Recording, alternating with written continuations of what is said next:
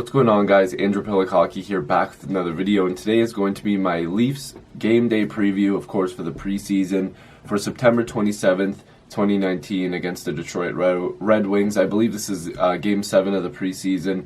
I'm very not feeling well today. I'm very sick, so I wanted to make this video and post it, and then I'm probably going to try to get back in bed because I don't know what's going on with me. But as expected, there is a roster that was posted by the Leafs PR, so let's go over the roster and then we'll discuss on why some of the players are on this list. And of course, the Leafs will play their final preseason game tomorrow against the Detroit Red Wings, and I believe it's going to be at home in Toronto because tonight's game is in Detroit. So this is the roster for tonight.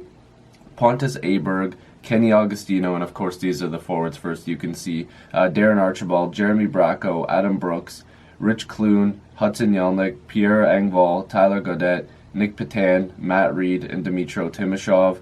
On defense, Ben Harper, Timo Kivihalme, Timothy Liljegren, Martin Marincin, Rasmus Sandin, and Jordan Schmaltz. And in goal is Michael Hutchinson and Joseph Woll. So basically what this is telling me is that there's still some last-minute decisions that need to be made. And I said this in the last preseason game, I believe it was in the preview, that a lot of people were freaking out that Rasmus Sandin was with the main group. Now, he's been playing really well, but you can see Marincin and him are both in here. I'm pretty sure that the Leafs are just giving them another look, and maybe they're going to try out a couple other guys in the Saturday game. But if I'm looking at this right now, I think that the Leafs are looking to see who is really going to make an impact, who's a guy that's going to be able to be a staple on that blue line for them on that bottom pairing. Maybe Justin Hall is still getting an opportunity for one of those spots. I think Martin Marincin's spot is locked in just because he kills penalties. I would think Rasmus Sandin has a really good shot of playing at least for the first 9 games and then getting sent down,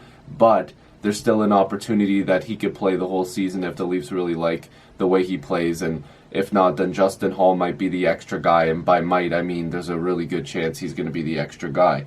In terms of the goaltending, Michael Hutchinson has played pretty well. Of course, in his last outing, he had a shutout. I would imagine that the Leafs are giving him another look to see if they're really sold on him being the backup. With the release of Michael Neuwirth and no other waiver claims that they've made up until this point, again, I make these in the morning, so if something happens during the day, then obviously I won't be able to edit it into this video. That's like impossible pretty much with the way YouTube sets it up.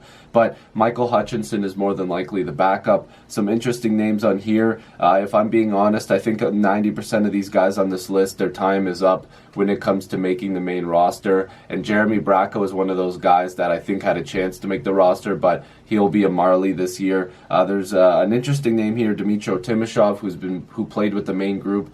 They really like the way he's been playing, and I think he's done well. But I think they're going to give Igor Korshkov a chance at making the main roster because he's been playing really well as well. So I think that the reason why he's not on here is they might be giving him a look on that fourth line as well, just to see if the size works on that fourth line with him and Goat and Spezza. So that's probably why a couple of those names are there. Again, there could be a lot of changes. A lot of what I'm saying could just be just up in smoke. Who knows what Babcock and the coaching staff, McFarland and Hackstall, as well as Kyle Dubas up in the head office, and maybe Brendan Shanahan, what they've been seeing, and of course their scouts and everybody's got a hand in it. Brandon Pridham, I doubt, has a hand in it because he does all the number stuff, but he would have to be involved because they need to be cap compliant, so they're probably moving around some names and discussing with him what they should do as well. But like I said, this roster, by no means, this doesn't mean these guys are being sent down to the Marlies, but there's a lot of guys here that I think their time is up, but we'll have to see. Timothy Liljegren not getting a real shot with the main group yet. He's played with obviously some good players, but the fact that he hasn't played with the main group is a little bit concerning to me, meaning that the Leafs might not think he's ready still. Maybe he's a guy that gets called up mid-season. Maybe Sandin or Liljegren both don't make the team. Maybe both of them do. I doubt both make the team, but listen, guys, it's all up in the air at this point. After Saturday, we'll probably have a much better idea. Maybe even after tonight, we'll have a much better idea.